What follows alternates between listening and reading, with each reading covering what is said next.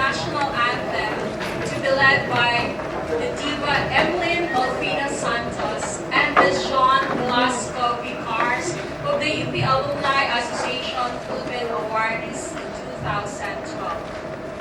Following which, may we call on our representatives, Attorney Charles Altuve, Dr. Miguel Delgado, and Nate Galigues, to recite the Panatag Makabayan and for everyone to participate in their recitation. Following which, this remains standing for the ecumenical prayer from Father Danilo Carrino OSC, Pastor Alfred Marie Hilia, and Imam Saad Munder Asika.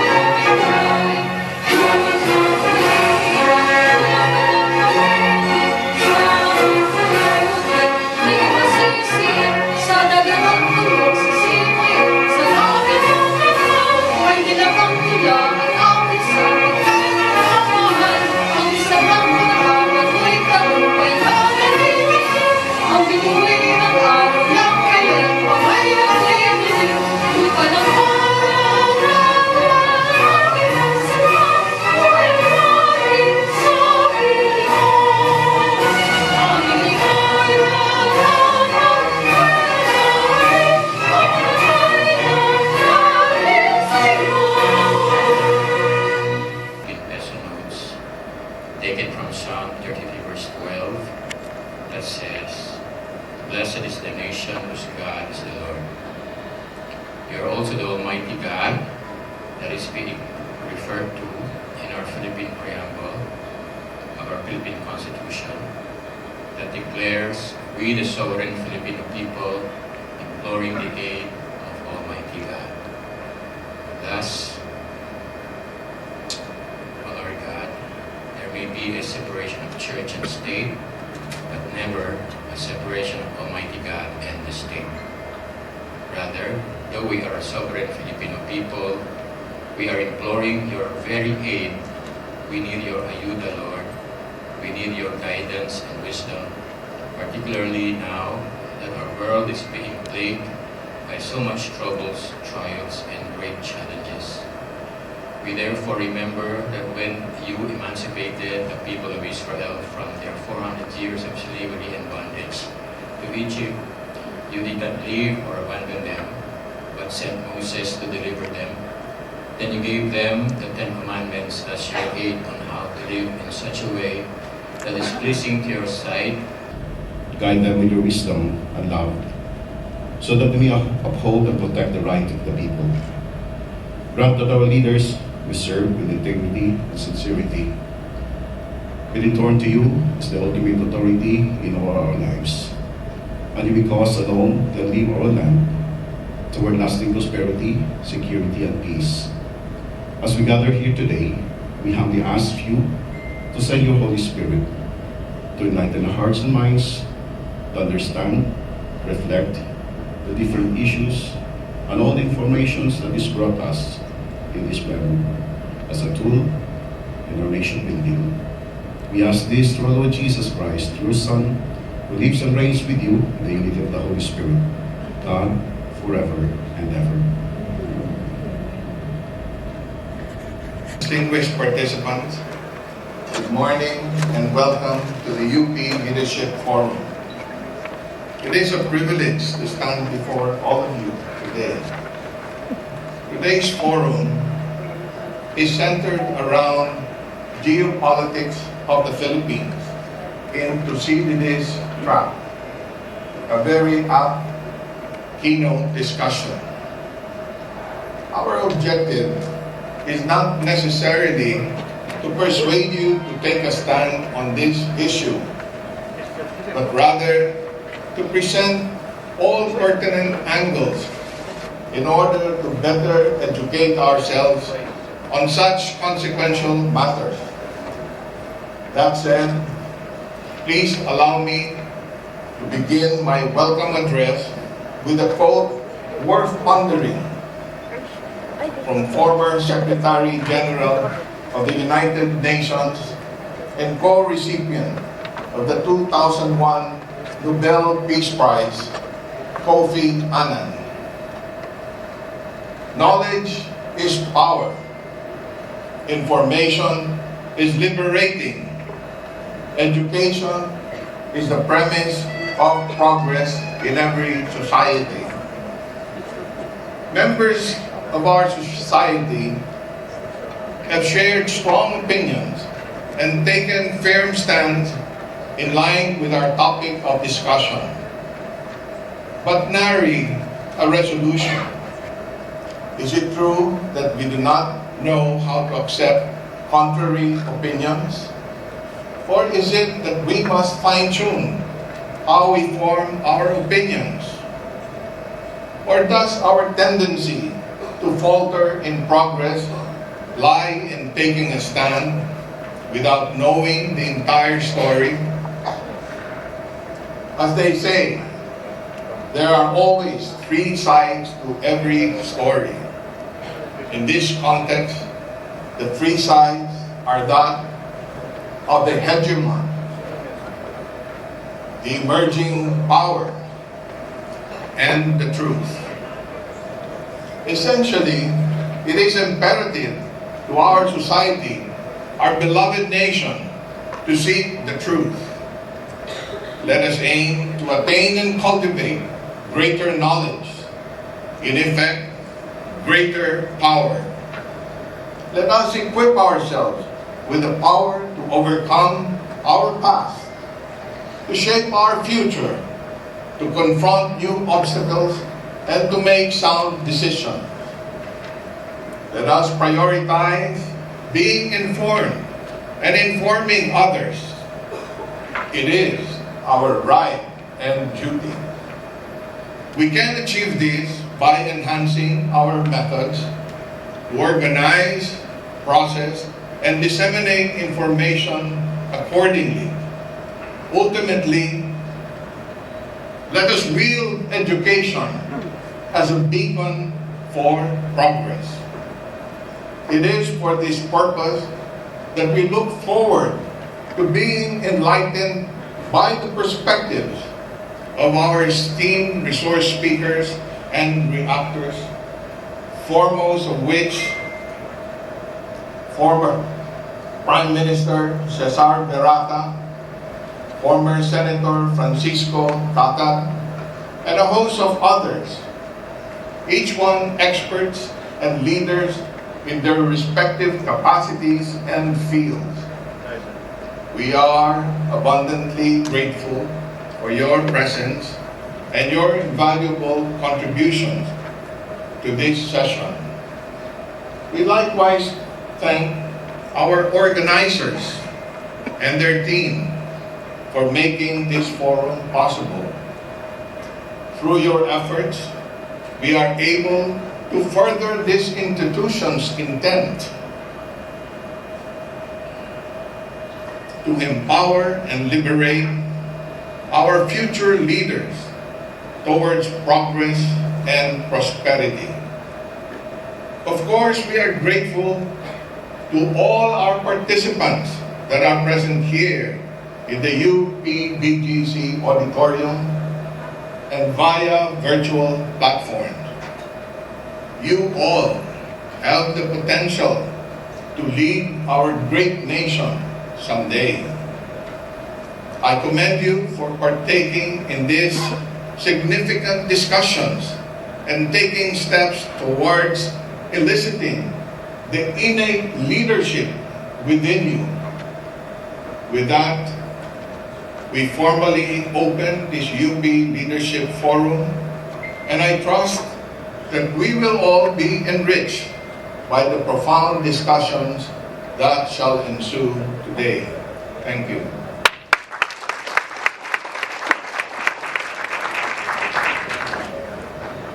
Lieutenant General, he's also the chairperson of the Association of Guardians and Flag Officer. General, please come on stage.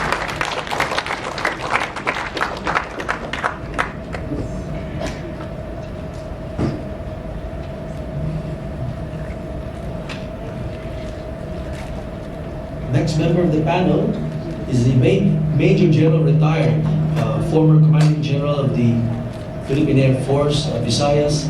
He is a director of the BCDA and the PNOC and consultant of PESA, and was a member of the National Security Council.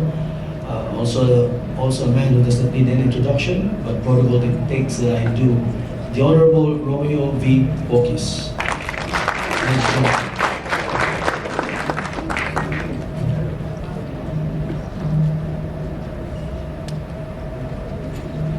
I'm not sure if Governor Mitra is around.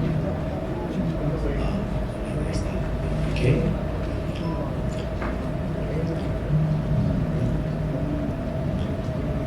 So I believe that these are our distinguished members of the panel. So I guess we can start the open, or rather the open forum and the discussions. With your indulgence, ladies and gentlemen, allow me to just ask the first question, and after that, of course, anyone can react. It is in relation, of course, to what Senator Kitat had said. Well, as we know, Europe right now is burning because of the war in Ukraine. It was launched by Russia. But actually, that problem, in a sense, is not, it won't be as worse as what is happening in Asia. If America and China go to war over Taiwan, Asia will definitely be affected. And we, the Philippines, will definitely be in the center of that war. So I guess the question that should be asked, because we do want to maintain that posture of being friends to all but enemy to none. But at the same time, of course, as correctly pointed out by Senator Tatad, the recent war exercises, Balikatan, for example, which involved, I think, 17,000 total soldiers, 17 from the US, 5,000 from the Philippines, and the recent US and Philippine Army war games as well, all in preparation for a potential war with China. With that situation, gentlemen, how should the Philippines actually react, knowing that war is really, in my view, getting more imminent? No less than an admiral of the United States said that war may happen in 2028 or 2027.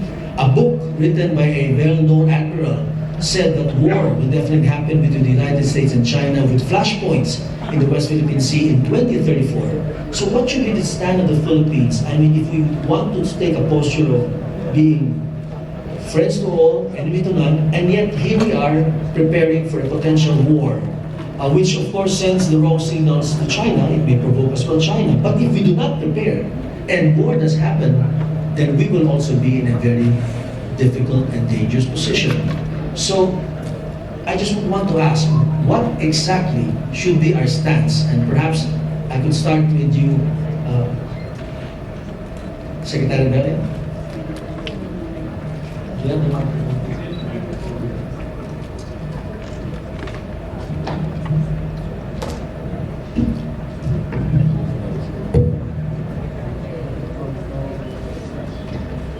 Attorney Mike, before that, may we also call one distinguished panelist at it's this Faham Mitra, Khalil Mitra, please, to join here. Thank you. Let's give him another round of applause.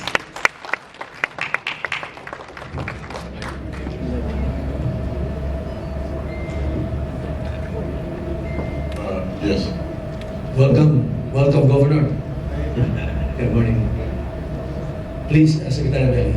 Right. I think we need to put the whole thing in context, no? Because the apparent rattling of sabers is not exactly coming from, and this is without trying to look at the whole thing objectively. The rattling of sabers is mainly coming from the U.S. side. Now, having said that, there are other analysts and I think there's considered the fact that we also need to see the Chinese narrative. And the Chinese narrative is that over the period of time from Hu Jintao, from Deng Xiaoping, Hu Jintao, all the way to XJP. It has been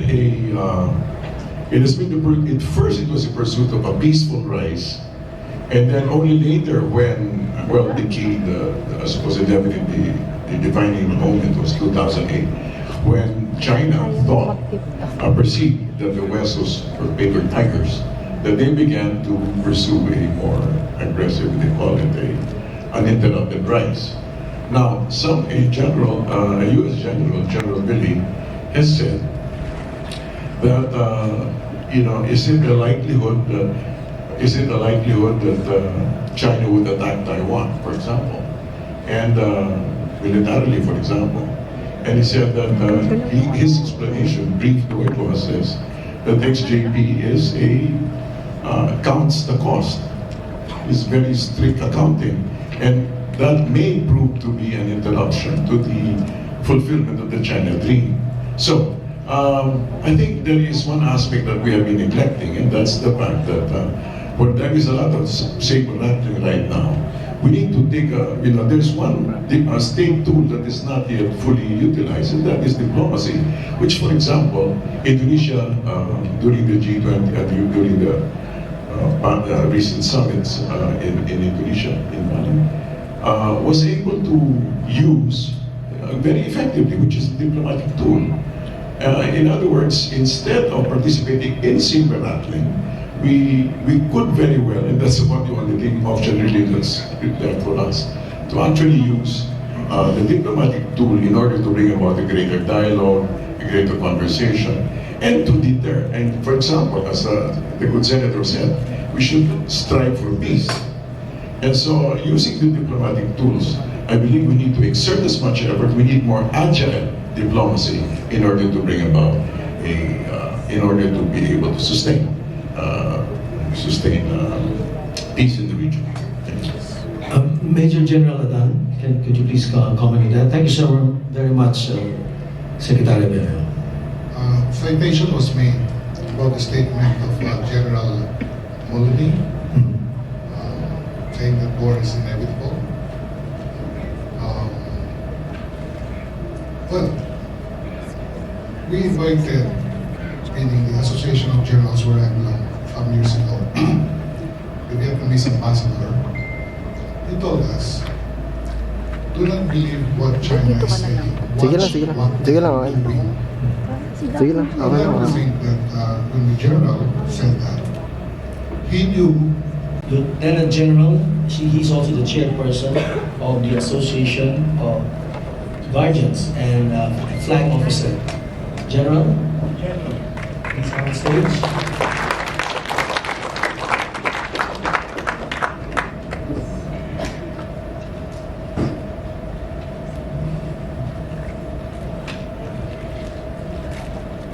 Next member of the panel is the Major General retired, former Commanding General of the Philippine Air Force, Visayas.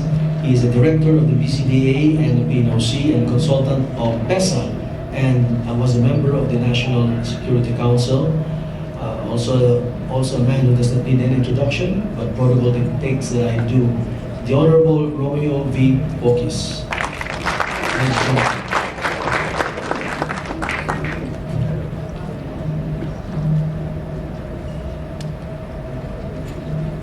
I'm not sure if Governor Mitra is around. Okay.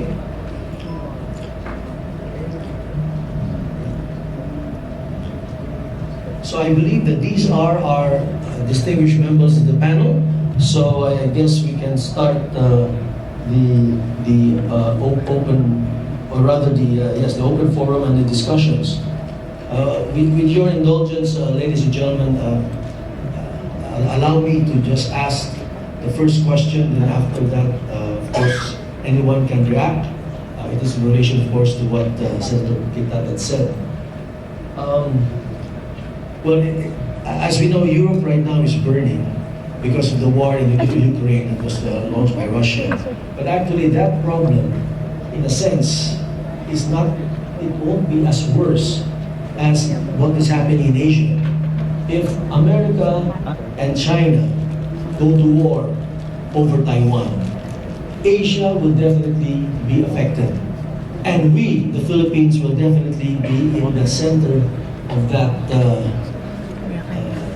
war.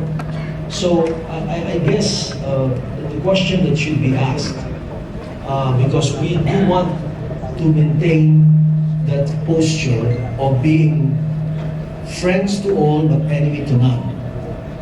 But at the same time, of course, as correctly pointed out by Senator Tatan, the recent war exercises, Balikatan, for example, which involved, I think, 17,000 total soldiers, 17 from the US, 5,000 from the Philippines, and the recent US and Philippine Army war games as well, all in preparation for a potential war with China.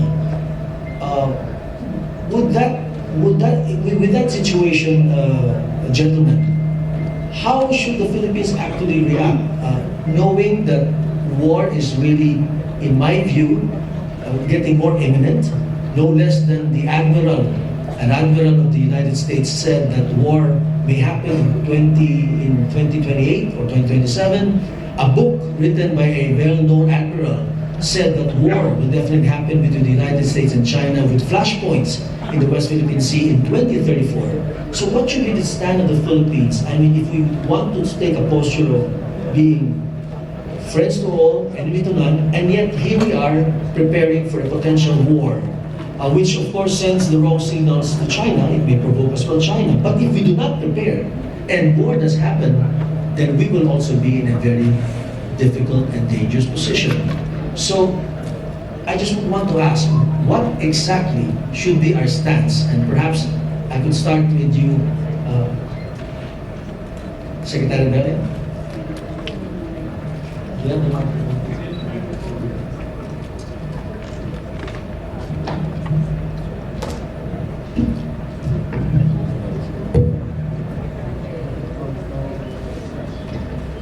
Attorney Mike, before that, may we also call one distinguished panelist at it's this Faham Mitra, Khalil Mitra, please, to join here.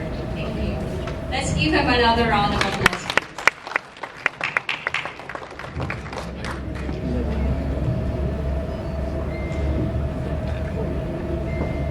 Yes. Welcome, Governor. Good morning. Please, Secretary Belli. Right. I think we need to put the whole thing in context, no? Because the apparent rattling of sabers is not exactly coming from, and this is without trying to look at the whole thing objectively. The rattling of sabers is mainly coming from the US side. Now, having said that, there are other analysts and I think there's considered the fact that we also need to see the Chinese narrative. The Chinese narrative is that over the period of time from Hu Jintao, from Deng Xiaoping, Hu Jintao, all the way to XJP, it has been at first it was a pursuit of a peaceful rise, and then only later when, well, I suppose definitely the defining moment was 2008, when China perceived that the West was for bigger tigers, that they began to pursue a more aggressive, they call it a uninterrupted rise. Now, a U.S. General Billy, has said that is it the likelihood that China would attack Taiwan, for example, and militarily, for example, and he said that his explanation, brief though it was, is that XJP is counts the cost. It's very strict accounting, and that may prove to be an interruption to the fulfillment of the China dream. So, I think there is one aspect that we have been neglecting, and that's the fact that where there is a lot of saber rattling right now, we need to take there's one state tool that is not yet fully utilized, and that is diplomacy, which, for example, Indonesia, during the G20, during the recent summits in Indonesia, in Bali, was able to use very effectively, which is the diplomatic tool. In other words, instead of participating in saber rattling, we could very well, and that's about the only thing option really that's left for us, to actually use the diplomatic tool in order to bring about a greater dialogue, a greater conversation, and to deter. And for example, as the good senator said, we should strive for peace. And so, using the diplomatic tools, I believe we need to exert as much effort. We need more agile diplomacy in order to bring about in order to be able to sustain peace in the region. Thank you. Mission on the bases, facilities, and personnel of the U.S. on Philippine soil. It's true, it's there in the Constitution. No bases, permanent facilities groups will be stationed in the Philippines. But there is a provision that says, unless approved with a treaty that is concurred in by the Senate. So it says, bawal yan, pero pwede kung papayag ang Senado. So kung papayag ang gobyerno, ang Senate, as provided in the Constitution, pwede yung US bases, troops, and facilities. Pero ngayon, yung temporary stay nandun sa EDCA. Siguro hanggang doon lang muna ako. But that's to answer will the Philippines be involved if the US attacks China? Well, there is a mutual defense treaty. We are both obliged to respond to each other's needs. Pacta sunt servanda, as some of the lawyers here agree. We are obliged. But what could the Philippines contribute? We have a less capable armed forces, small navy, practically very little capability. So what is there that we can contribute? And ever since the Mutual Defense Treaty, the armed forces has not been able to build external capability. So what can we do? What can we contribute? Real estate. Right? That's why Subic was here. That's why Clark was here. But subject to conditions that we agree upon. That does not violate the Constitution. Thank you very much. Very good point that you've raised as well, Major General. Just a quick comment. I recall that Xi Jinping was already quoted in one of the meetings with the People's Liberation Army to prepare for a war against the United States, rather to prepare for a war to take over Taiwan. So I guess that's something that you really watch what they, not just what they say, but exactly more so what they do, and they're definitely preparing. I would like to ask, of course, Major General Bokis to also answer that question or to comment on the keynote speech delivered by our distinguished guest. Thank you, Attorney Mike. Earlier, the keynote speaker, Senator Tata, mentioned a provision of our Constitution on an independent foreign policy. Friends to all, enemy to no one. Unfortunately, and I'm taking a different perspective from my colleague, Mr. Senior. Unfortunately, the Philippines is aligned with the US because of the Mutual Defense Treaty. We also have a One China policy, but with that Mutual Defense Treaty and with the looming war in China, in Taiwan, between the US and China, the Philippines will be definitely dragged into this war. More so with the EDCA and the enhanced EDCA. The US will definitely create scenarios for us to be dragged into the war. They're good at that. Although the Mutual Defense Treaty stipulates mutual defense, the keyword is defense. But we know that as the US has done over the years, there's double talk actually. They say that the EDCA will be used, the bases here in the Philippines will be used with the armed forces of the US for joint training and for better disaster response capability. But that is not exactly the case. Why the need for an expanded EDCA in Cagayan and Isabela, where I came from? These are actually bases projected is also away to China or to Taiwan. See? Now, there's the problem. We are aligned with the US, with an independent foreign policy. Ano gagawin natin? Anyway, suggestion ko is for the Philippines to also enter into a treaty with China. A treaty of friendship and cooperation. A broad and ambiguous treaty like the MTT. Okay? Yung South China Sea or yung West Philippine Sea issue, pwede mapag-usapan yan ng China at Pilipinas bilang mga neighbors, bilang mga Asians. Straight talk, walang double talk, no hypocrisy. Umupo tayo sa ilalim ng punong mangga, dala tayo ng syuktong, magtagay tayo, kampay. Everybody happy. Ganun lang yun eh. That's simple as that. That's so simplistic, but it can happen as Asians. Okay? Pero, iba kasi yung narinig natin sa international media, ganyan. Let me cite to you a classic example para lang to give the perspective. I'm sorry if I may have to elaborate. In 2011, Senator Dan Inoue, chairman of the Senate Appropriations Committee of the US, and Senator Ted Cosram, the Deputy or Assistant Appropriations Committee Chair or Vice Chairman, visited the Philippines. Nagpunta sila doon sa Clark Air Base. Inalaw nila yung Clark Air Base, yung dating Clark Air Base.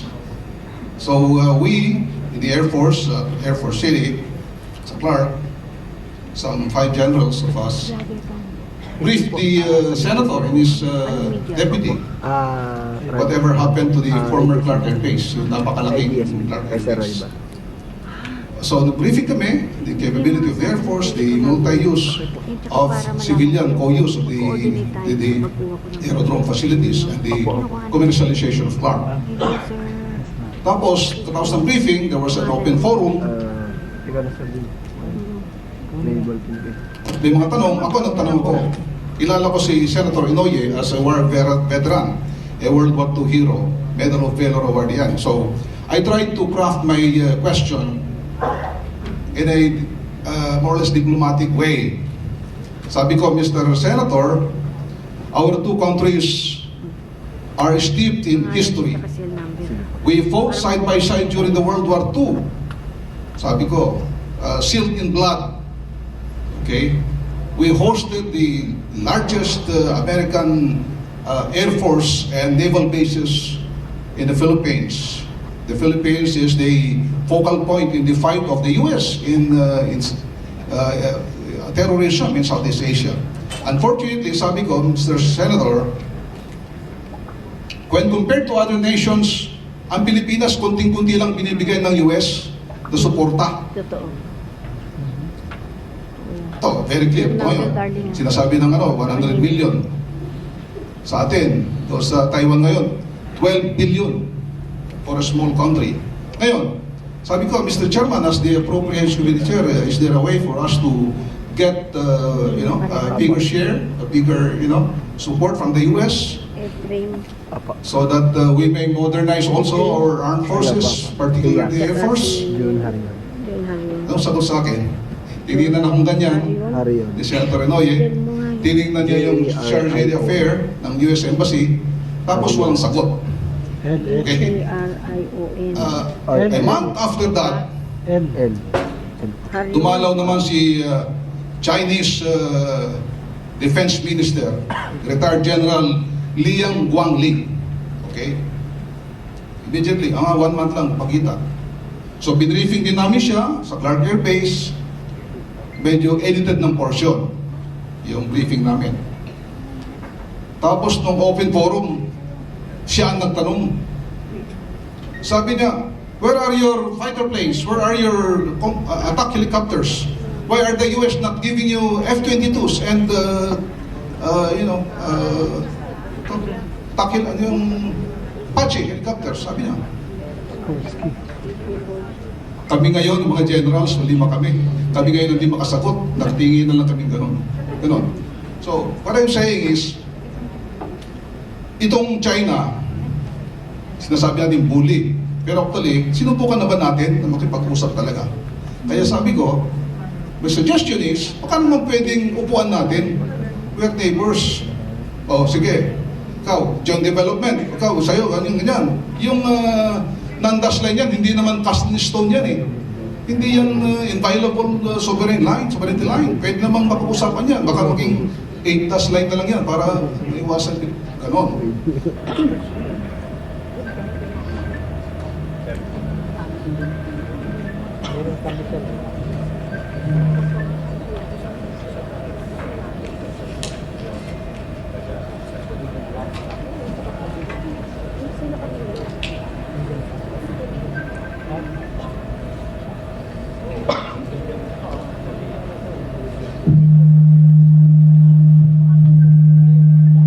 Thank you very much for that generous and gracious introduction. Good morning to all of our friends here. I'd like to thank and commend Mr. Manny Lopez and his group for organizing this second leadership forum here at the University of the Philippines. I would like to thank and congratulate Attorney Mangoleto Campo for his generous remarks. I'd like to welcome all our guests who are here and come a long way to be with us here this morning. And with your permission, I'd like to greet my own lovely wife, Mrs. Fanny Tata. Dear Alina, and for joining me this morning. I was given a long topic to discuss. I'd like to shorten it a little by just saying I'm going to talk of Philippine geopolitics under President Marcos Jr. I am so happy and honored to be with you today. It's such a beautiful morning, and it would be quite a shame if we did not use it for something useful for our country and people. Given the gravity and complexity of your assigned topic, you should have honored yourselves with a more distinguished keynote speaker. Perhaps a highly competent cabinet official or elected political leader who can speak authoritatively on national security and foreign affairs, or a distinguished academic and scholar who is at home in the various disciplines and familiar with the geopolitical currents shaping the multiple mindsets of the world. But I understand that was precisely the first problem. No one wanted to speak up. Well, I am a semi-retired public servant, if there is such a thing, with an undiminished thirst for public issues and the tenacity to ask endless questions. The main reason I'm standing here before you, therefore, rather than sitting there with you, is because, as I'm made to understand, it has not been possible for the organizers to persuade someone worthy to step up to the plate and say some of the more difficult things about our new political conditions. For the benefit of our younger set, and those who came in just now. What I would like to step back a little in spite of the introduction you've heard. Some points of which probably need some clarification. We don't have. What am I doing here?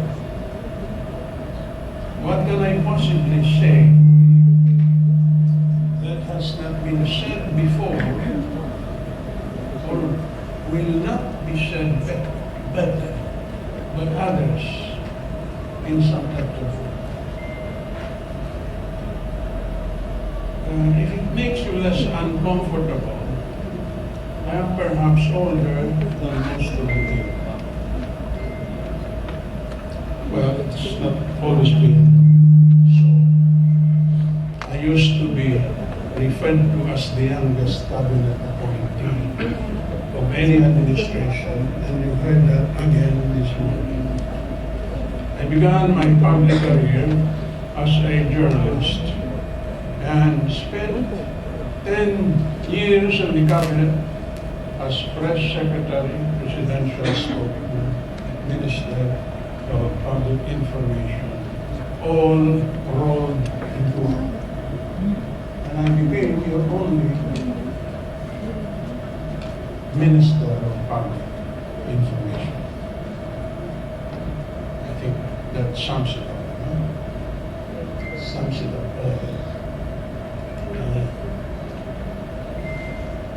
Kind lady referred back to my role in the impeachment proceedings. That requires an entirely big volume which we cannot go into right now.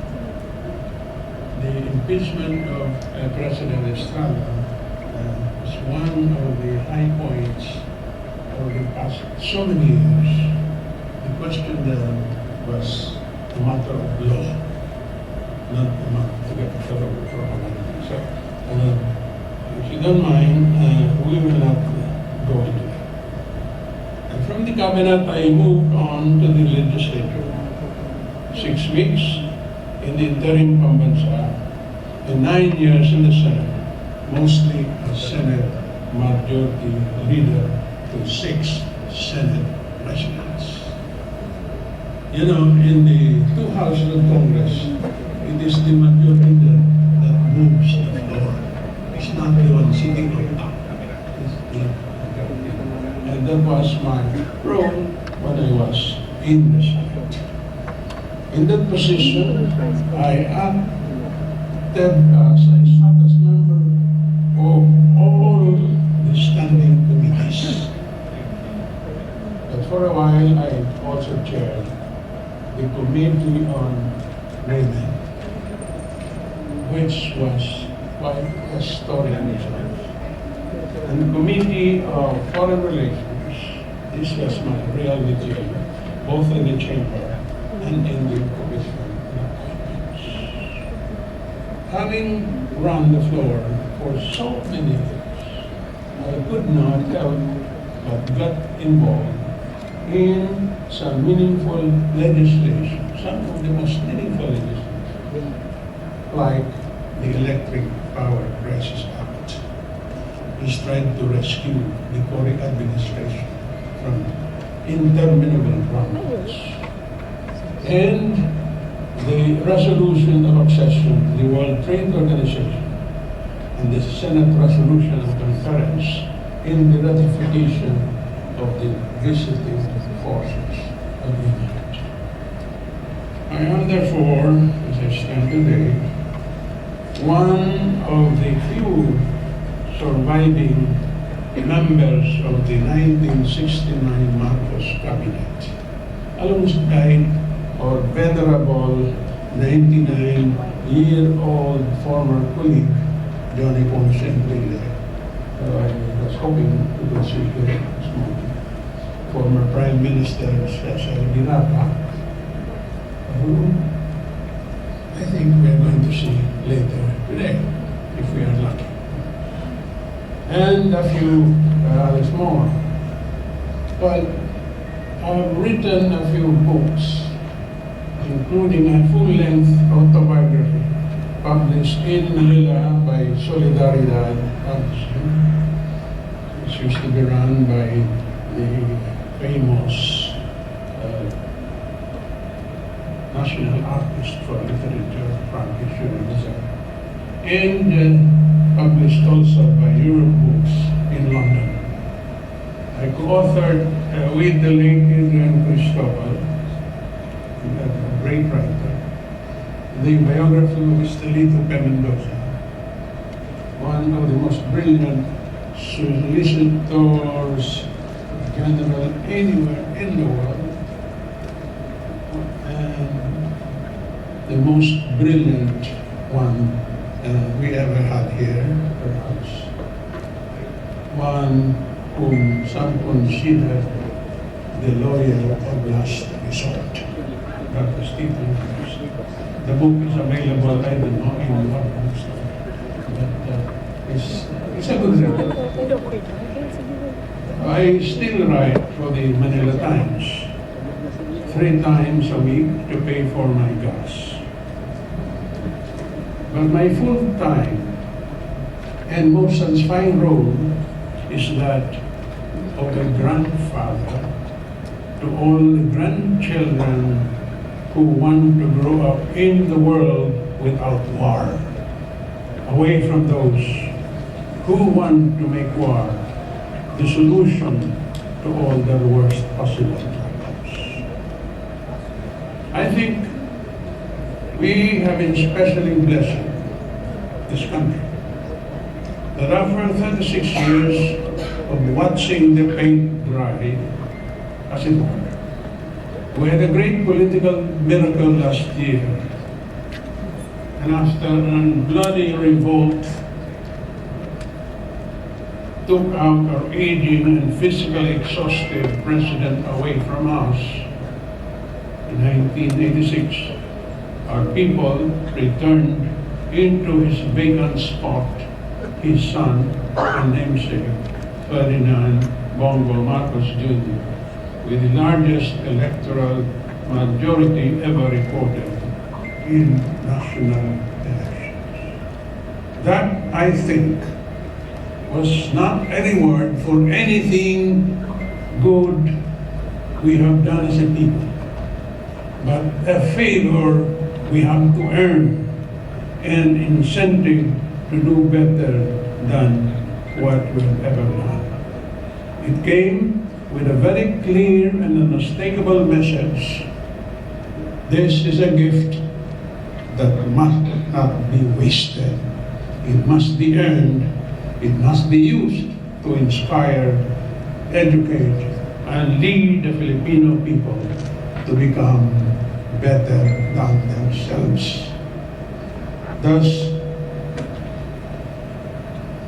BBM's voice fell like fresh water into long parched earth when he said his rural economic recovery program would bring food and drink and genuine well-being to our people despite the prolonged rule of COVID-19, to bring all these things to all the empty tables and stomachs in the citizen countryside, and lift the poor to middle to upper income levels before the end of his 6-year term. But much better than this. Amid the cries for war in Europe because of Russia's supposedly unprovoked invasion of Ukraine, and the cries of war in Asia because of China's announced plan to formally annex Taiwan onto the mainland, of which it has always been a part, BBM refused to be pulled into one corner or another.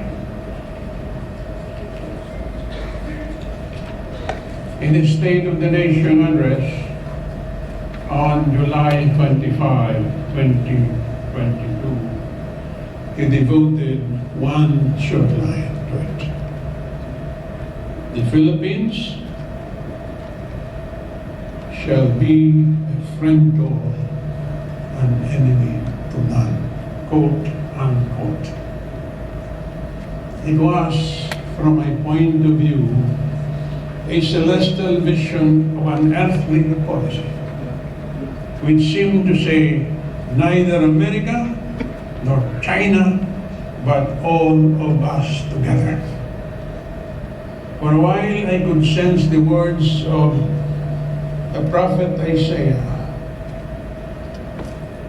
11:86, coming to life. The wolf will live with the lamb. The leopard will lie down with the goat. The calf and the lion and the yearling together, and a little child will lead them. From Isaiah. The vision marks the final triumph of good versus evil, of love and peace and goodness over everything else. But it was too soon for that. There were those whose minds were still occupied with the thoughts of Armageddon, before the apocalypse reduces everything into nothing. Questions of war and peace are questions of national and international security and foreign policy. And the Philippines and the United States have lived long with these questions. There was a time. The greatest power in the world today is an individual nation, and that we cannot do anything about it. Neither history nor geography is going to change the sizes of the countries in the world. We are what we are, but we declare ourselves as a sovereign and independent republic. So we should have our own view of the world, our own view of ourselves. And whatever our capability or lack of capability, we should be able to tell the big powers that this is how we stand on these issues. Everything is subject to negotiation. Pag-uusapan natin yan kahit maliit ang Pilipinas. Yeah. But we cannot immediately give up and say, Amerikano yan, matawad natin, lahat ng atomic bombs nandyan. They were the only atomic power that atom bomb, the only country that was atom bomb in the last Pacific War. So ngayon, the situation has changed so much. We don't have anything, they have everything. So they will say, there's nothing more we can do. What I'm saying is, gayahin natin yung mga taga-Cagayan at taga-Isabela. They are insisting na, tanungin naman nyo kami, are we willing to die for Taiwan? Are we willing to offer our children and grandchildren for Taiwan? I think these are really the basic issues. The nuts and bolts, nandiyan yan. The atomic stockpile is there. And if we look at the doomsday map of the world, it's moving closer to midnight. But we should be heard. We don't have to go to William Faulkner to hear what the last human soul will say for its father. Thank you very much. Thank you very much, Senator Kit. At this point, I'd like to ask, of course, Jack Mr. Rodriguez to give his comments and reactions to the keynote speech given by Senator Tata. Thank you very much, Mike. Good morning to everybody, ladies and gentlemen, geniuses of the panel, all of you, friends. My opinion maybe look tainted, maybe because of the color of my skin or my appearance. My family came to the Philippines in 1741. I was born in one of the 4 famous cities of the world. There's London, Paris, New York, and there's Tuguegarao, and I was born in Tuguegarao. I grew up in Kalinga because of the war. and I speak Kalinga. If you open my chest and take my heart out, makikita niyo po, tatak Pinoy.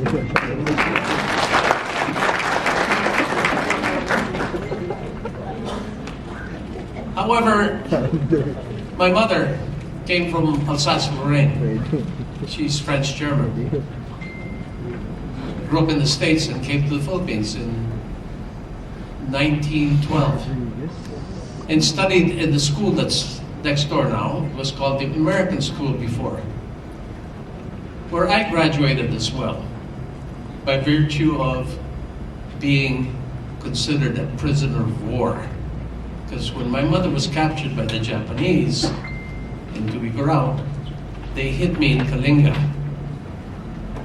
But under a law, I was considered, because I was below 12 years old, I was only a child, baby, I benefited from that prisoner of war law, that I got free school.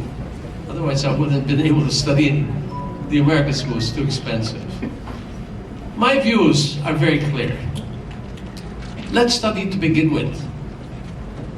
Does China own Taiwan? That's a matter of historical question. The natives of Taiwan speak a similar dialect to what Kalinga is. The people of Taiwan are similar to tribal natives of the north. Our brothers, our family, our fellow citizens. By that very nature, we might even have a better and closer relationship with the island of Taiwan. We have never gone to any island and claimed it, but under our very noses, our islands have been taken away. Is that fair? Is that right? On the other hand, when we were a colony taken away from the Spaniards, by the way, I also have Spanish blood, pero tunay na Pinoy ako.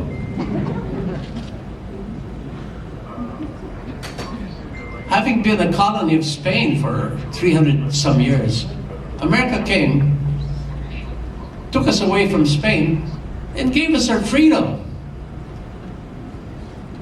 Less than 50 years later. All of these opinions are arguable, and it's just my belief. I'm not asking you to see my point of view, but that's reality. Taiwan, for many years, was an island by itself, and then Japan came in. And after that, the Japanese natives, fishermen mostly, were taken over by the Portuguese, and it was called Formosa. And then for a while, the Dutch and the Spaniards. And then back came the Japanese in the war. It was when Chiang Kai-shek in 1949, having lost and had to retreated to Taiwan and declared it the government of the Republic of China. That is what's being claimed now. We're not part of that war. But I'm going to tell you something. The agreement that was reached on Taiwan is very clear.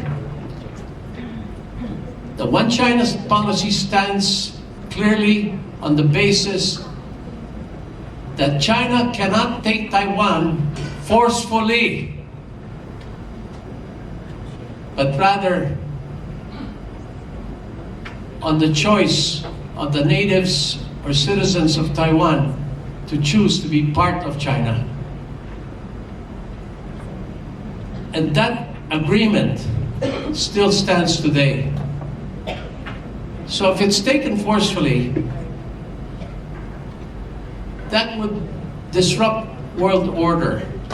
It would disrupt the peaceful stance of this part of the world. It would involve us one way or another. Because what's going to stop them after taking Taiwan from taking the Philippines? Do we have any insurance on that?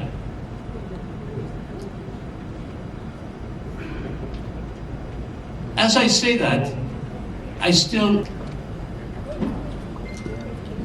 Major General, Adan?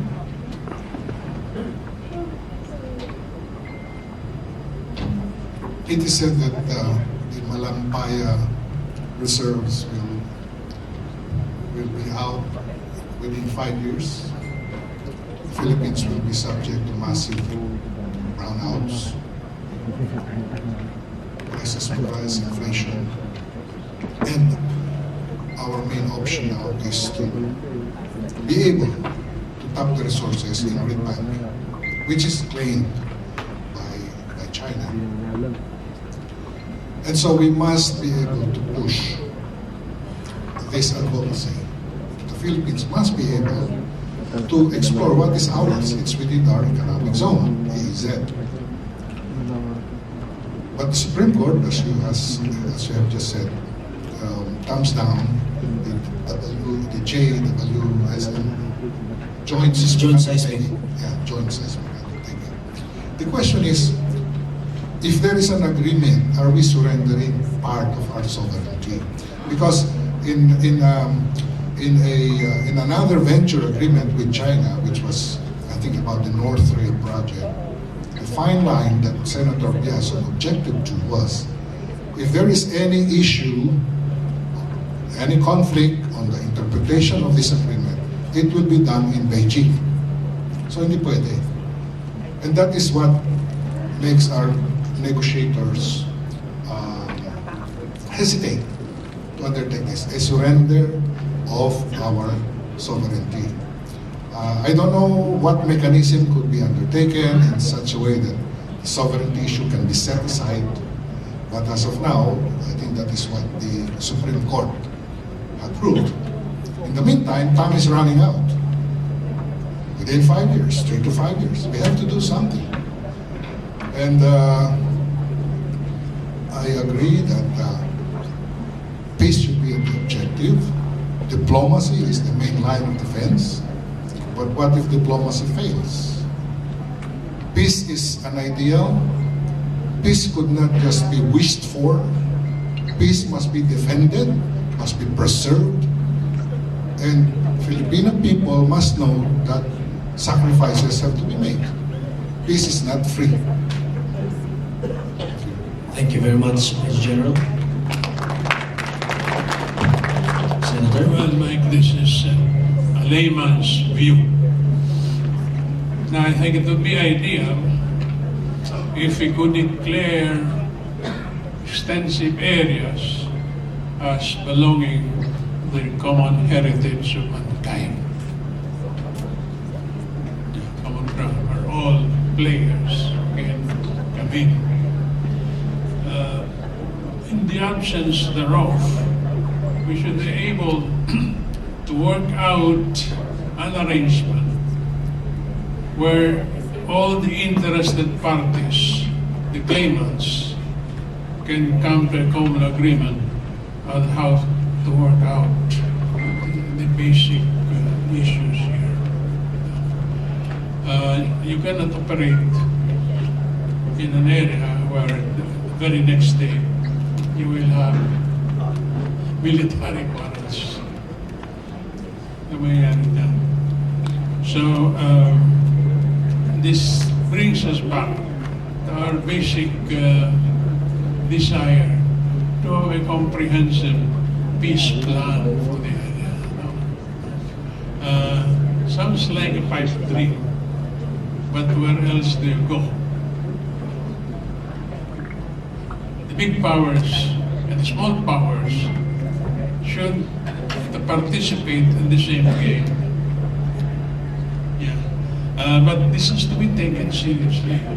Problema, if you consider this is merely part of the press release that will have to be issued every time there's a meeting. We have to be serious about survival. It's because that's really the basic issue, how to survive as a nation.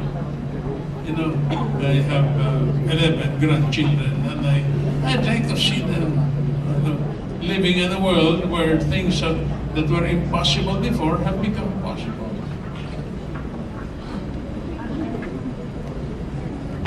Thank you, Senator. Secretary Bello, please. I think the fact that you pointed out that Malampaya is about to dry out, that's is very telling.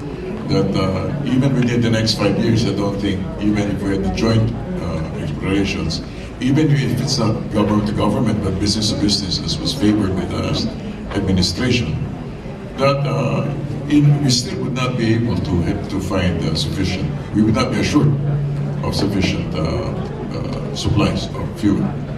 However, I believe that it's at this particular time we just need to look again at our revealed comparative advantages, as was pointed out. And if they took away agriculture as a comparative advantage, then but we do have our people, and I believe it's time to really invest in green industry and in our people. We have very bright people, and I think we could easily come up with alternatives, and that would be less costly as soon as possible.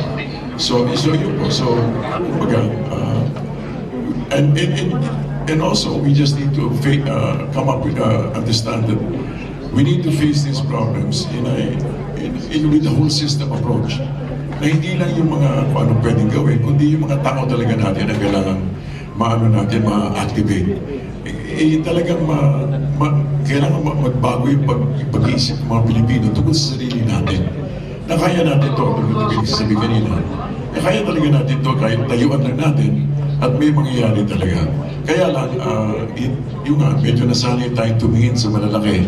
Pero kailangan tayo mismo ay makuha natin na kaya natin tayuan ito at pwede may mangyari. May mangyari sa buhay natin at tayo mismo gagawa. Thank you, Secretary Bello. Major General Focus, if you have any comments? Sa akin, hindi ako lawyer, pero kung yung i-develop jointly with China, for example, ito naman sa EEZ natin, sovereign rights lang naman tayo doon, hindi naman talaga ating teritoryo. Baka naman pwedeng interpretation na lamang ng batas natin na yung dapat 60-40 in favor of the Philippines palagi. Siguro baka naman sa definition lamang through the interpretation of Supreme Court without the benefit of another law, ay sasabihin doon na so long as, di ba? Kunwari, hindi naman tayo gagastos doon, gagastos ng China, 60-40, siya lahat mag-develop sa easy natin. Parang ganun lang. That's my idea on that. Ngayon, kung kailangan talagang amendahan ng batas, bakit natin amendahan ng batas? Yun lang. Thank you. Thank you very much. Good points indeed. And of course, this is very near your province, Gov. Mitra, so your comments, please. We're initially, when I was in Congress before, there was a proposal to jointly develop it, and initially because we feel that it is rightly ours, why should we share it with other people? We're also afraid that if there will be any conflict, the first ones that will be affected will be us. We have a big brother far away, but if there is a quarrel here, we're going to be the ones. We're already affected by the wreaking havoc on our seas and our fishermen's livelihood. So we're not very much into talking to them in the manner that it is being talked about now. I guess we should talk to them, but they should acknowledge first that it is ours. Thank you very much. Good points raised there also, Gov. Mitra. One last point from... One last small point. I think we should be prepared to learn from others. During the Cold War, the Nordic countries were having problems with the Soviet Union. And yet they individually, as small countries and collectively, were able to stand their ground. You have to exploit whatever resources you have. there to fight for your cause. Pero the attitude of helplessness is something that no leader should welcome. You know, anong magagawa natin? That kind of attitude should be taboo. Let us try to do what we can hanggang mamatay tayo dyan. But do we have this kind of leaders? But the first one, bigay ka agad eh. Yun ang mahirap. Thank you very much, Senator Kit. And of course, Mr. Rodriguez, Jack. And after Mr. Rodriguez's comment, we will open the floor to a few questions from the audience. Because I'm sure you're dying to ask your own questions as well. Jack? As far as the elements of minerals and fossil fuel on the West Philippine Sea, and I repeat, the West Philippine Sea, there's only one question. Do we acknowledge and respect China's claim to the 9-dash line? Do we? And then, it's for that same reason that belongs to us. And if it belongs to us, it is our right to develop it ourselves or to negotiate it with whomever we wish. That's a very simple stand. We're very gifted, our country. We're very lucky.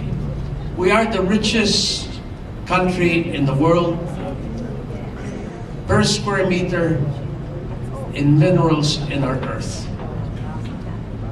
I say that with experience as a past president of several mining companies. And having been twice the only Filipino that received the Mining Man of the Year award, we are the richest country in the world per square meter. Be proud of that.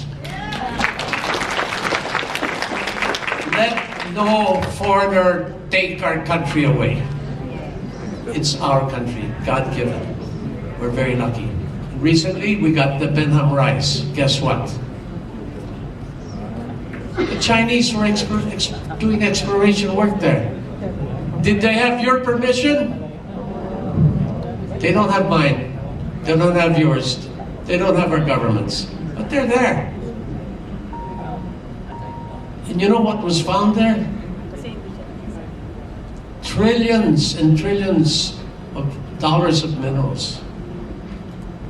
You know, in chromite, for instance, there's only 6 countries that have chromite. We're one of them. We sell it to the Chinese at the lowest price. You cannot make steel without chromite.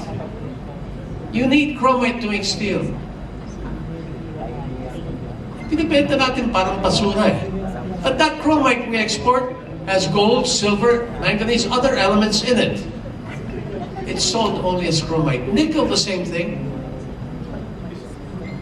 Mag-iising na tayo. Diyos ko po. Ipapayak na ako, 82 anyos na ako. Mas patanda pa ako kay Kit eh. Ha, Kit? You look younger. We should really stand up. My generation, I think, did not prepare well for your generation. I feel bad for the next generation if we don't wake up. We should not be afraid to defend the flag of our country.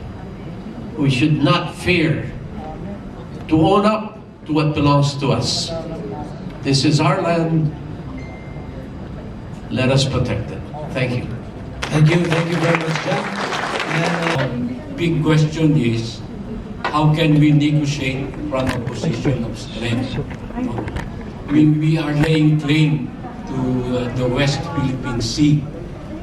And I believe that we can sue China, no, for damages and for rentals. And my father was a good friend of the late Senator and Speaker Mitra, and they were together in the, I think it was the Palawan something, no, that they were together. So that's one point, no, that we should come from a point of strength.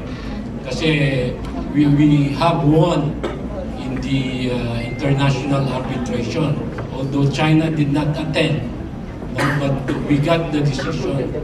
So we can file claims against them. But I don't know if this would, how much it would jeopardize our relation with China. But why don't we are saying let's talk to them to other ways. Let's negotiate with them from a position of strength. Na let's sue them.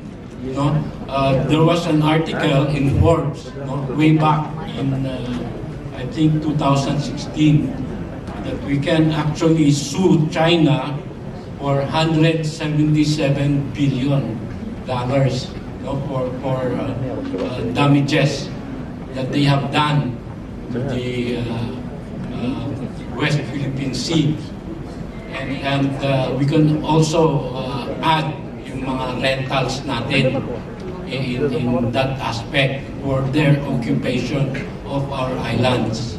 No, so it could be, it's worth a lot more than the maybe what we are saying now as the Marcos Gold. No, this is actually there. We can talk with them from a position of strength. Thank you, Engineer Rudy, and Secretary Abella to answer, to react on that. Salamat po. Unang-una po kasi, yung katulad po ng arbitration, hindi naman po ang issue po talaga din how to enforce that. You know? Pero pangalawa, siguro, we should have come first. Again, let us remind ourselves that we're not granted sovereignty, but sovereign right of sovereign economic rights. So, but ang gusto ko pa siguro bigyan tugon yung sabi nyo na we must negotiate from a position of strength. Wala po tayo ng ganong klaseng strength. But we do have soft power. Usually soft power is given to great powers, pero soft power, it's something that, for example, may influence tayo, may mga tao tayo. Kumbaga, bukas ang ibang bayan sa atin dahilan sa ating mga abilidad at dahilan din po sa ating mga yung ating mga characteristic. Pero ano po yun, siguro tama po yun. I think I'd like to take a word from what you said. Let us learn to negotiate. So kung meron man po, let us negotiate. And well, we do not necessarily have power that is enforceable. We can certainly persuade, and we can negotiate from that perspective. So that's about. All right, Major General, focus the reaction. You want to add what Secretary Abella? Sa akin naman kasi, pagka isusumo, parang confrontation ka agad yun eh. So sa akin naman yung more on negotiation, na pag-uusapan naman lahat yan eh. So yung sinasabi ng speaker kanina, position of strength.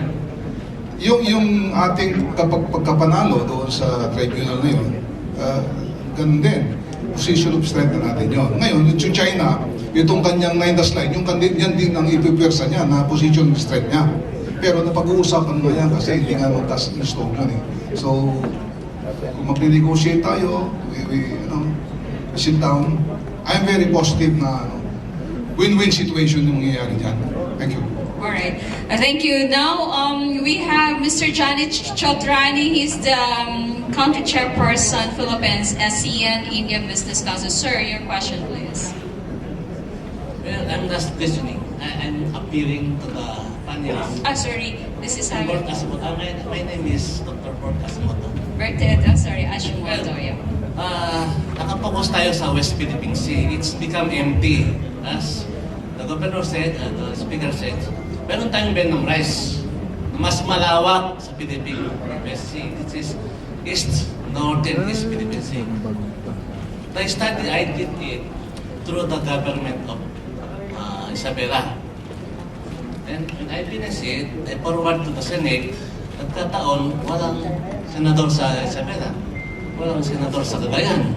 nagkaroon ng senador sa Aurora. So I bring to Senate ang Senador Angara. Then, I was called for 3 sessions of hearing in Senate na ipasa yung batas. So we will start to extract as General said, 60-40, we are willing na yun. But nobody has a courage to put in the upper level. Wala nang bayan. Duduwag sila pagdating sa mga magandang usapan. Nakapungo sila sa Philippine West Sea. It's become empty. Ang problema natin in few years, wala na naman yan. Magkakabalat as mentioned it, nahirapan na naman ng government natin kasi walang source. The venom rice, there's a 13 million hectares. In my research, there's a 43 million hectares. Yung land-based ng Pilipinas is 30 million. So, in West Philippine Sea, empty. Though the venom rice, even 300 years, hindi po mag-empty. Napakalaki po. So, iswalong natin. Sabi naman ni Former, magpayaman muna tayo. Paano tayo yayaman kung wala Okay, source? your question please, Sir Hashimoto. Another one, I am also the proponent of territorium. Dito po yayaman tayo. As mentioned, Speaker, dating Abela, Secretary Abela, dating magpayaman tayo, mayaman po tayo sa natural resources. The richest nation in the world about natural resources. We have a territorium. The problem is wala pa sa batas na nagawa sa Senate.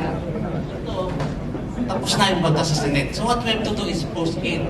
I have no power to do it. So I am appealing to the gentleman. Gusto natin yung tulungan natin ang bawat isa. Tulungan natin magkaisa. Maraming salamat po. Yeah, thank you. Noted. Thank you so much. That's the President, Bertito Hashimoto of Dreamscape Holdings, Hashimoto Philippines. And this time around, you have here Mr. Johnny Chotrani. Sir, thank you for your questions, please.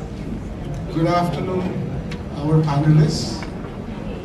I'm an Indian, born in India, but been in the Philippines for the last 45 years. My heart is Filipino, as what Jackie also said, that he's a Filipino. I would like to bring into our friends' attention that China has been dominating and has been moving to that direction. Why I say this is because the habits are not only in the Philippines.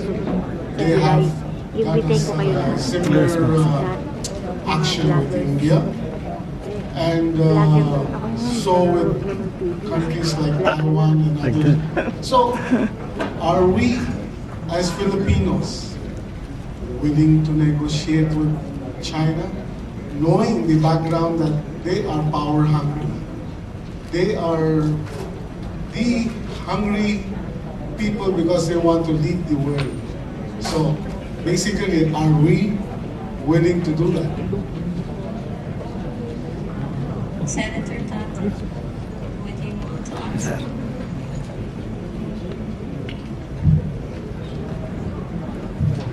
Well, it's a difficult question because you're asking, are we?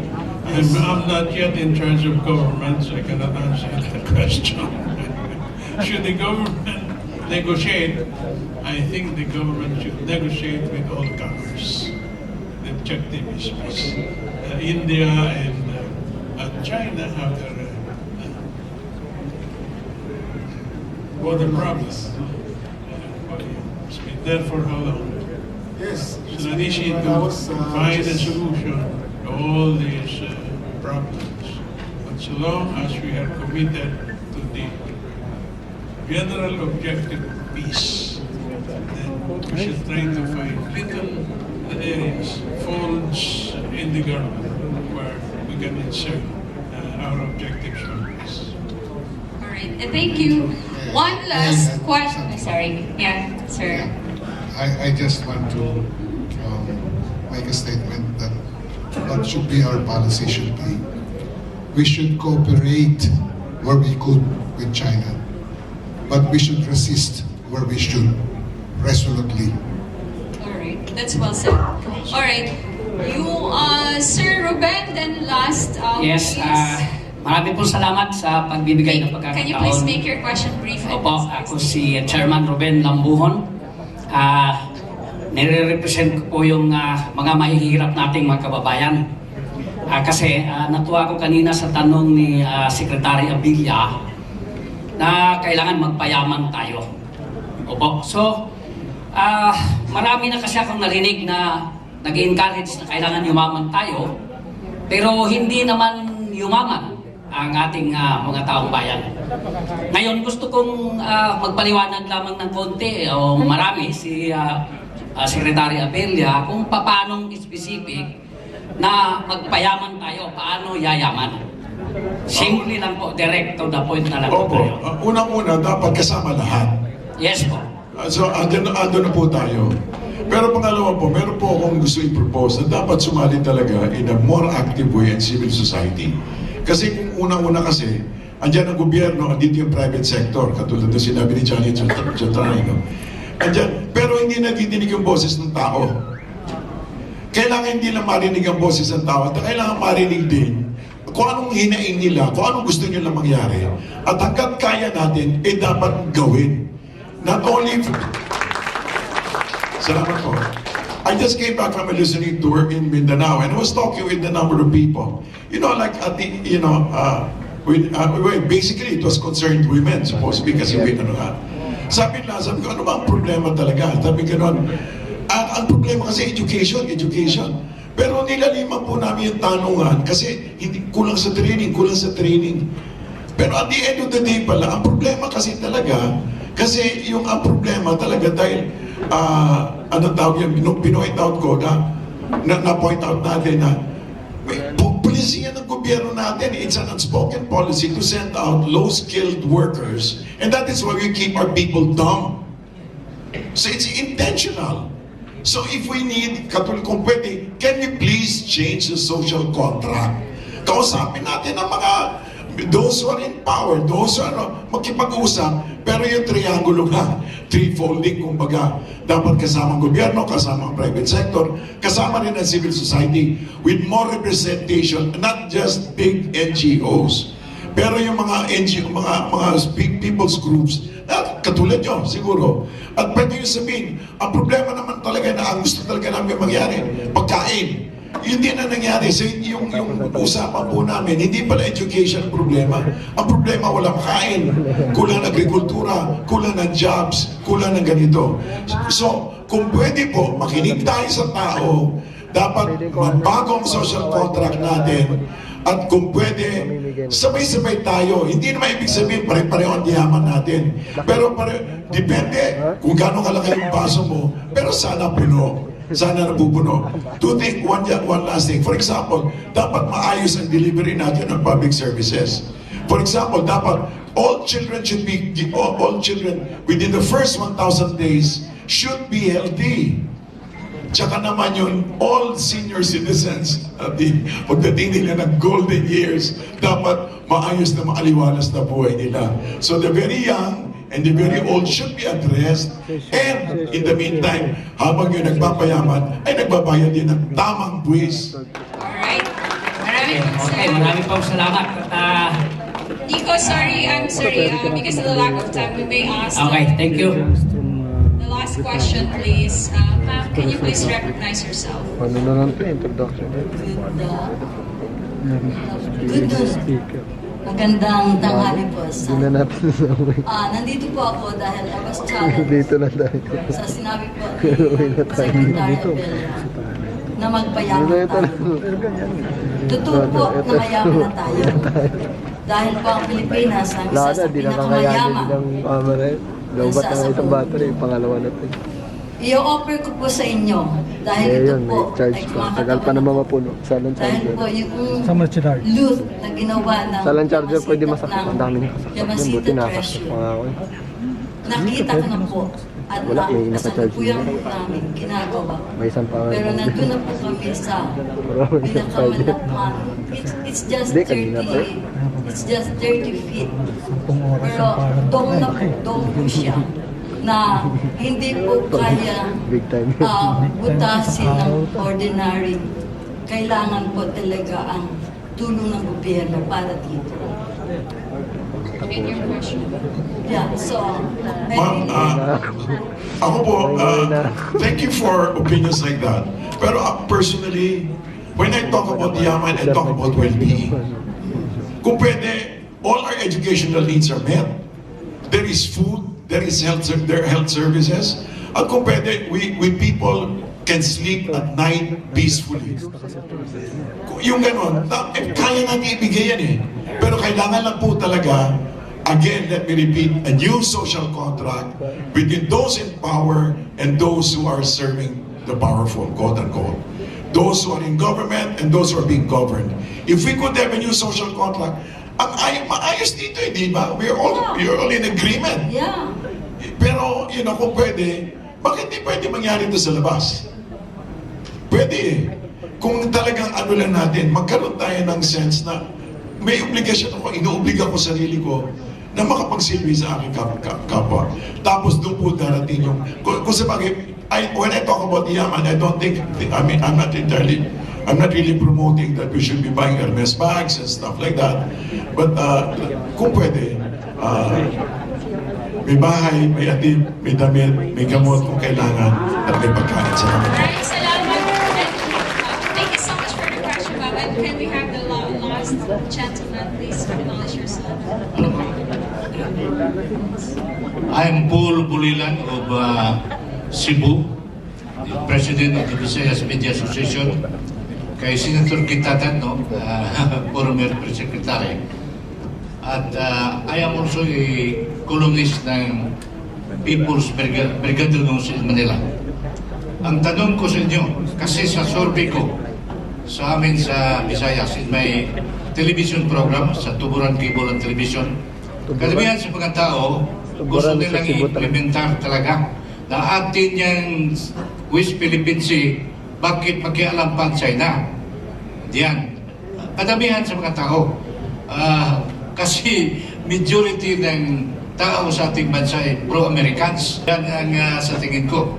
Pero ngayon, mayroon pa rin mga kababayan natin, sabi nila, huwag tayo magira. Kung magira man ang China at Taiwan dahil sa One China policy, hindi maganda yan sa atin kasi kaibigan naman natin ng China. Majority naman dito sa mga Chinese dito sa Pilipinas, mga mababait naman. So, yun, nahati ang taong bayan. Ang tanong ko lang sa inyo, ano bang magandang gawin natin para matapos na itong problema ito? Mayroon ng dudok. Yeah, I think that was already answered. Can you negotiate? Or you have other suggestions, sir, Secretary? Well, just one last. I think we should either be pro-China, no pro-US. We should be pro-Philippines. Yes. Sige na. Kasi I know that you are so hungry. Let's give the round of applause to our panelists this morning. But before that, we have intermission from, of course, si Diva Emily Ofindo Santos and Diva John Velasco Picarsno from the UP Alum. Thank you so much, Sir Mike.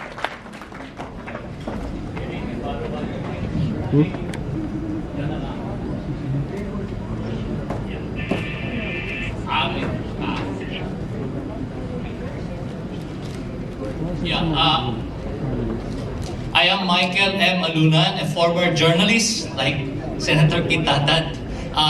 Was an editor and a columnist. Last one was with Business Mirror. Anyway, we are all here as in this leadership forum to ferret out ideas to help deepen as well as elevate that social discourse and possibly contribute to policy recommendation. So, as we look forward into the future, it also helps and it's wise to look back from lessons in history. And I can think of two. One is lessons of history which can help solve and achieve peace and development.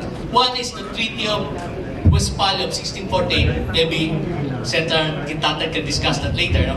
And 2 is the Deng Xiaoping formula, which is closer to our region. Deng Xiaoping formula, ganito yan when you have conflicts that are irreconcilable, as in totally irreconcilable, that may maybe take many years or forever, can never be resolved. Like for instance, socialism versus capitalism. Deng Xiaoping formula goes this way. Can we set aside our differences and work on something that is doable? 2, time-bound. 3, that is that is mutually beneficial for both parties. So on that basis, perhaps we can remind China of their Deng Xiaoping and their temptations to be hegemonic, because they're growing big. There's the temptation, and they're flirting with that. But there's some reason also why they're in the South China. It's a complex issues, no? And for the U.S., let's tell them to learn lesson from the Deng Xiaoping. Because perhaps this can be a good model, because it was the Deng Xiaoping formula that allowed China to catapult itself to what it is right now. By setting aside differences. And the more we talk about differences, the more you create irritations and the escalation of tensions. And that's the danger. So let's, as Senator Kitata was saying, let's not forget, let's not give up on, continue the pursue what is common, what is I guess the second lesson from history is the 1648 Treaty of Westphalia. At that time, prior to that, there was a 30-year war in Europe, and even earlier, an 80-year war all over Europe. Catholics were fighting with Protestants, Muslims, all over. No? So it was Cardinal Mazarin who gathered a total of 130 kingdoms, trust territories, nation states all over, no? From over a period of three months, all consolidating or meeting at Westphalia in Germany. And all the common aim was to do the advantage of the other. Because in Europe, kingdoms and states share the same mountains, the same rivers, almost same thing. So they end up taxing each other, and in taxing each other, they ended up fighting each other, and so fuel wars, and it's typically even in the Shakespeare's Romeo and Juliet, etc. So Cardinal Mazarin's idea of doing the advantage of the other, you have 130 states, past territories, doing the advantage of the other, everyone benefits. So that can be a model. And by the way, the principles of the Westphalian doctrine are the very principles enshrined in the United Nations, which everyone now forgets. Okay, thank you. So, a question is maybe you can comment, or maybe or is it possible we can bring discussions of this nature on problem solving rather than getting bogged down with conflicts, taking sides here and there, whether pro-China, maybe, yeah. Yeah, gusto ko lang pong tugunan siguro yung sinabi niyo. Dalawa yung puntos yun, di ba, yung Westphalia, tsaka yung Deng Xiaoping. Siguro kailangan linawin lang po siguro natin, kasi sinasabi yung parang gusto niyo sabihin na kausapin natin ang China na bumalik sila dun sa Deng Xiaoping position. Pero po kasi may sequence of events sila. Magmula noong 1949, stand up, meron pa stand up, be rich, and now be strong. So, yung sinasabi ko po is, meron silang sinusundan. Meron po talaga sila sinusundan sa kanilang pag-iisip, kasi ibang-iba talaga sila sa atin eh. Kailangan intindihin natin sila, hindi dahil gusto natin magpasako, pero kailangan intindihin natin para marunong tayo i-engage sila. So, pero para sa akin po, ang malaking bagay talaga na una, tayuan natin ang pagka-Pilipino natin. Ang kinina kasi natin. At yun, huwag na yung na hindi tayo pro-this, pro-that. Hindi, wala tayong pro-this, pro-that, pro-Philippines tayo. pro-Pilipino, yun ang dapat tayuan natin. So pero pero ako po naniniwala na tama kayo doon sa sinasabi nyo na dapat yung bigyan tugon natin yung be rich. Dapat nga magpayaman muna tayo. Pati dapat yung pagyaman, hindi yung katulad ng kumbaga pagtaas ng tubig, dapat lahat ng bangka tumataas, hindi iilan lang. So, sabi nga niya ba, when the waters rise, all boats rise. Now, some people may question that, but the point is this. I honestly believe that we can actually get our act together now. And we should get our act together now. And I agree. Pero dapat medyo sequential yung pag-iisip natin. Meron tayong goal. Magpayaman muna tayo. In the meantime, katulad yan, paano tayo na i-confront yung ating external challenges? Wala tayong Navy, wala tayong ganito, walang ganyan. Kung pwede, magpayaman muna tayo, and in the meantime, trabahuin natin. Ang tawag noon, dati lagi tinatawag, two-track solution. Mag-ano muna tayo, makisama, katulad nila, hindi ba sabi ni Deng Xiaoping, yuko muna tayo, huwag muna tayo huwag muna tayo magpakita. Pero ngayon, nung nakita kasi nila, akala nila ni XJP na humina ang West, sabi, tayo na tayo, be strong. Medyo napaaga siguro siya, kaya napapalaban siya. So, anyway, going back, kung pwede, tayo magpayaman din muna. At pagpayaman tayo, yung konting yuko, at saka in the meantime, trabahuin natin ang greatest asset natin. Ang pinakamalaking asset natin, tao natin. Tama, that's it. Dagdag ko lang po, just one little thing. Kung pwede, huwag na tayong pumayag na we become producers of low-skilled workers. No. It's high time that we develop high-skilled workers. Kung ma-develop natin yung ating ma-develop yung talino, ma-develop natin ating sariling yaman. At sa mga tao po natin. Salamat po. Maraming mong salamat, Secretary Abelio. Now we have Mr. Ike Sinieres from ICT and to be followed by Dagdagan ko lang ng konti yung sinabi ni Ernie. Sangayon po ako doon sa lahat ng sinabi na magpayaman tayo. Yun na nga po ang agenda natin, magpayaman tayo. Kaya lang, nagpapayaman, ilan lang, ang lahat ay naiiwan. Pero po, ang kailangan magkaroon tayo ng consensus sa ating bayan na gusto natin. Let us put this to a referendum. Tingnan natin kung anong lalabas dyan. Para yung ating mga leader, pag nagpag-usap, mayroong kinukot na doktrina na galing sa bayan, hindi invento. No?